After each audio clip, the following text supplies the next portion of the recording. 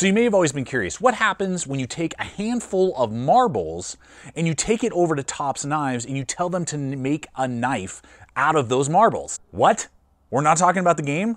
Then what are we talking about? Oh, Marble Arms and Manufacturing Company. Okay, that makes a lot more sense. I was like, how do you make a knife out of marbles? How does that even occur? Okay, that makes a lot more sense. Take two. Marble Arms and Manufacturing Company was founded in Gladstone, Michigan in 1892 and came onto the scene with their Marble Arms Universal Rifle Sight, but quickly expanded into axes, hunting knives, compasses, and much more. And in 1914, they released the Woodcraft hunting knife. But like so many things, over time, it got retired into the pages of history till now. Let's make some steak kebabs.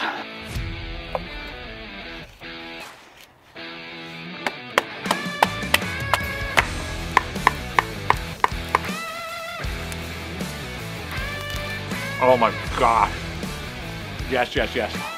This was amazing to do this job. Marbles recently came to Tops Knives and said, hey, let's reimagine what that Woodcraft knife was and bring it into the modern era. And so today I'm gonna get after it with you, running competitive options, talk about some amazing attributes and cool, unique design characteristics, but also definitely some limitations I'm seeing in the design. And yes, we are gonna talk about this handle. What about this cowboy style sheath? Help you better determine for yourself if this take of Americana from the 20th century can compete with designs in the 21st. But before we go any further in the video, I want to give a quick shout out to today's sponsor, which is Hardside Hydration. Hardside Hydration, with their Swig Rig system and other water bottle accessories, gives us all the convenience of a water bottle hose attached to a bladder, but gives us the strength and versatility of it being attached to your favorite rigid water bottle. With this system being attached to my water bottle on the exterior of my bag, it frees up internal space for more of my equipment and gear. It's less prone to leaks, and if there are any issues, it's on the exterior of the bag instead of all of my interior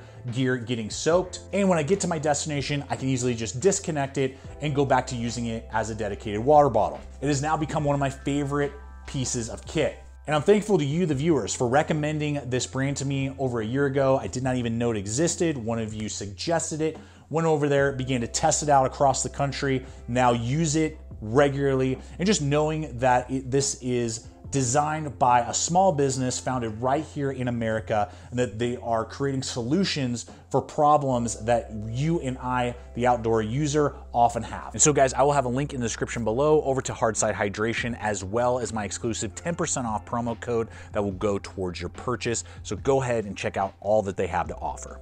Now let's begin things with the trait that is most carried over from the original design, which is that very unique blade shape. We have a massive drop down belly that then sweeps up to an aggressive trailing point with a harpoon swedge out the back there. So it's a very unique profile to the design. The blade is gonna be 4.3 inches overall blade length with about 4.2 inches of actual cutting edge on Tops 1095 steel with their midnight bronze Cerakote that is holding up extremely well, almost no wearing after me really thumping on this tool and really using it extensively. Now, though back here by the jimping, the stock starts out at 3/16 of an inch thick, it tapers really quickly to a precise tip.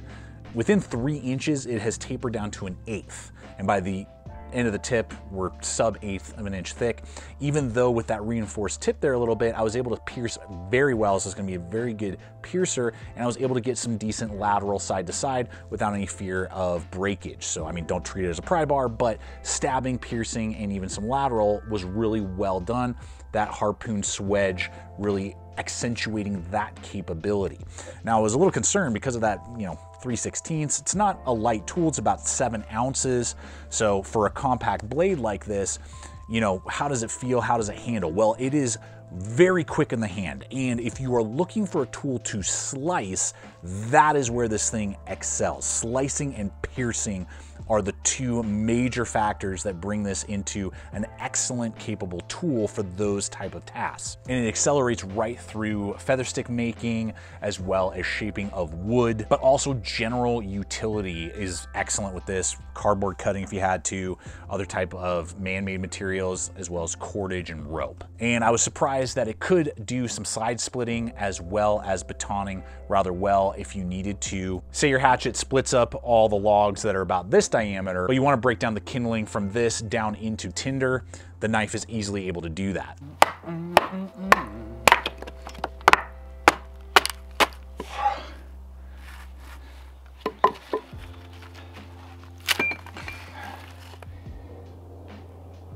And if you expect your belt knife to be able to prepare meals over the campfire, making some steak kebabs with this thing was awesome.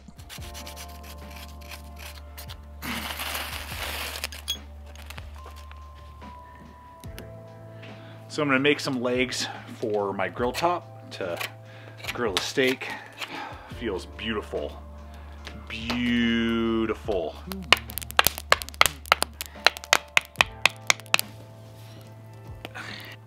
Nice, just going right through that flesh, baby.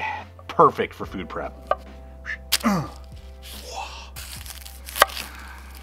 Looking good.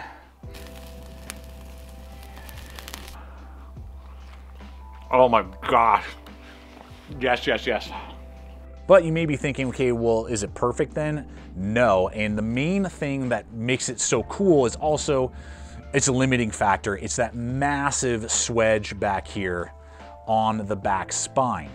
What that means is you can get a 2-finger grip and get the first third of the blade from your handle, good control for notches and finer cutting tasks. It's able to do that. But if you really want to utilize the sweet spot of the belly, which is like the forward 2 inches of the blade, that swedge, though not sharp, the apex is just too abrupt there and just isn't fun to really work with that sweet spot of the blade that could be really excellent at like notching tasks. And also side splitting batoning, if you were thinking you're gonna do that a bunch, obviously a swedge is going to damage your batoning stick a lot quicker than just a basic drop point with a broad flat spine. But if that's not really that important to you and you just don't do that often with your Woodcraft knife, or if you're looking for a general everyday carry fixed blade and 4 inches sounds about right to you, this I think is an excellent EDC option to carry on your belt daily, as long as you're not getting into heavy duty bushcraft. That's why I think Woodcraft is actually a good name for it. I would not call this a bushcraft knife, but I would definitely say it's a general utility camp knife and absolutely excels with its unique profile in many of those tasks. And guys, I invite you to smash that like button and to subscribe, become part of the Gideon's Tactical family so you can follow along, and make sure to hit that bell icon so you can be notified every week when I put up new content just like this. Now about this sheath, the build quality is superb, but the functionality for me, once I got it on my belt, is a little lacking. Let me explain. What we have here is excellent double stitching, super nice thick cowhide. I mean, just excellently done all around. Huge belt loop out the back, good stitching back there. I mean, the build quality, again, made in America, is superb, awesome embossing of the Tops logo. Now, the issue comes into play in twofold. The button snap right there operates, functions fine, but you really got to make sure to get it out of the way and hold it out of the way to remove the knife, because otherwise, I mean, you can see there, one false move or you forget to, move your finger and put it out of the way, it's gonna rest right there on the blade. You're gonna pull that blade out and slice. That tab is gonna have some major damage to it. So that was kind of like the first thing, like, all right, so I gotta like think and really like focus on the snap every single time. Now in concept, that alone would not be an issue. It's this other piece of leather that contours all the way around the top of the handle. It looks really cool, kind of stands out from Top's other, leather sheaths that they do. They're also very well built. And originally I was like, oh, this looks so cool. But as I began to use it, I was like, oh man, this is not working. So you got to babysit the tab, get that out of the way. But then you basically have to like just use your back hand, because if I try to squeeze and pull, I'm just squeezing leather. So I have to like scoot it out while I'm making sure I'm not, you know, nicking that strap right there, the button snap. And it's a very cumbersome when it's on your belt maneuver. I got used to it kind of, but it's still something that every time I have to like look down, kind of do this weird cockeyed thing, make sure I'm not snagging the button snap and then putting it back into place. And I just would have preferred, it would have been a lot more, the form and function would have been a lot easier to just have their standard friction leather, like on this Dragonfly, where you just pull it out, boom, you're ready to rock and roll, and you drop it right back into place. And so, yeah, just not my preference design. It really comes down to mainly this whole leather piece. Now I got some really cool data for us on the handle dimensions. The original design from Marbles was leather stacking, similar to like a K-bar fighting knife.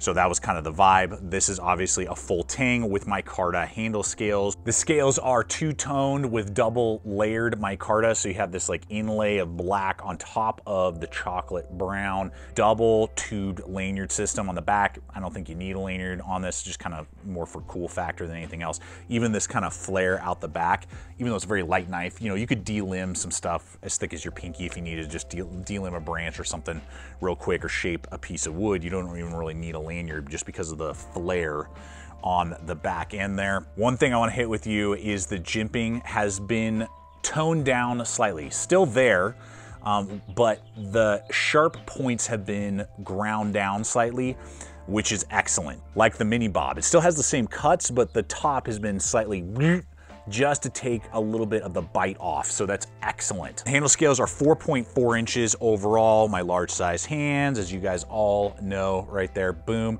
locks you in, so you can easily do a hammer grip, no problem. Fills out my hands very nicely. I often put my thumb right there, just the way it's designed feels very comfortable. Because of the cutting, you're very locked in, and kind of the flaring of that guard and then the tapering down, just a cool kind of styling point.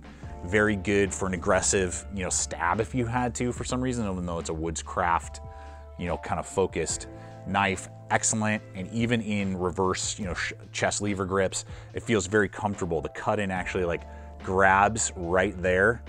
Very ergonomic without any abruptness, and then that flare just cups you really into place for a good reverse cut. Now to these exciting dimensions, and I measured it right here where the brown meets the black micarta. So when we look at width, side to side, this is 0.7 inches thick. For perspective, here's the iconic Mora Companion, not the heavy duty, the original Companion.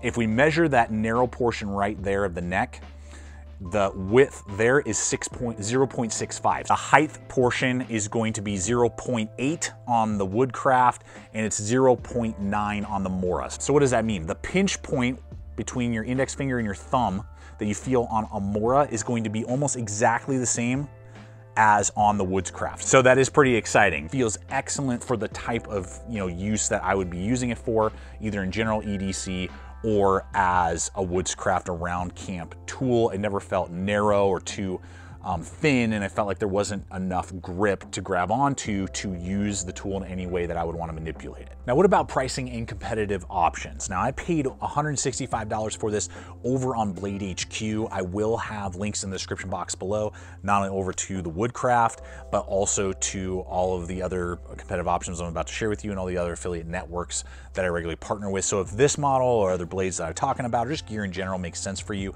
always appreciate it when you use those hyperlinks provided for you below. Now, at $165, that's actually pretty impressive for being a collaboration knife. Oftentimes collaboration gear tend to cost more because two parties are involved, two parties have to make money. And so for that to be the case, of similar sized Tops knives, it's only about $10 more expensive.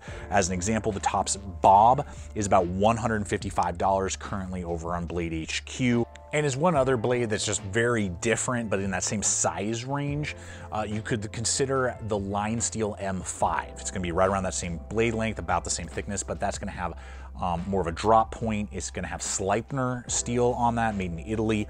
That is a variant of D2, so it's definitely gonna have a better edge retention and more rust resistant than 1095 that Tops is using.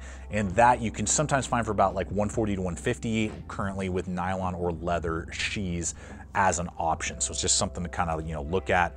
Well, there it is. In conclusion, I think that Tops has done an excellent job staying to the kind of original idea, particularly on the blade shape of the Woodcraft knife from Marbles, their original design, and then all the flair and strength that we know from Tops knives being brought into that idea. And it's gonna really connect, I believe, with two types of people that just love that idea, and maybe they had or their grandpa had one of those original models and it's gone by the wayside, or they just wanna, you know, add to the collection with that kind of style.